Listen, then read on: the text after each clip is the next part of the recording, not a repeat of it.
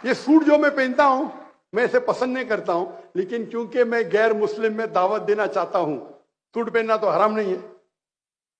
और जो लोग जानते कभी मेरे होटल पे आएंगे तो देखिए मैं कुर्ते पजामे में, तो लोग शॉक हो जाते हैं। कई कई पाकिस्तानी उन्मा जब आते देखते हैं मेरे घर को, इतना छोटा घर, अरे कुर्ते पजामे, मैंने कहा हराम है कुर्ता पजामा? नहीं नहीं डॉक्टर साहब, हम समझते हैं आप सूट पैंट में ही है। सूट पैंट सिर्फ जब मैं तकरीर करने जाता हूं तो क्या लोग जब देखेंगे तो गैर मुस्लिम देख, कौन ये जोकर है, सूट पैंट और टोपी पहन के आया है? देखो जोकर लगना भी उसमें फायदे हैं। ये कौन है उसको ढकने के ऊपर, पैंट पहन रहा है लेकिन ढकने के ऊपर जोकर दिखता है। अरे वेदा कोड कर रहा है, बाइबल कोड करता है। टीवी ऑन करेंगे तो ये मेरा एक टेक्निक है टू एंटर द हार्ट, ये जायज है।